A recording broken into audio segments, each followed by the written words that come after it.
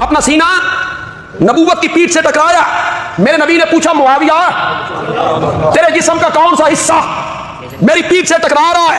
یا رسول اللہ میرا سینہ آپ کی پیٹھ سے ٹکرا رہا ہے. میرے نبی نے دعا مانگی اللہم املے ہو علماً و حلماً، مولا معاویہ کے سینے کو حلم سے بھی بھر دے، علم سے بھی بھر دے.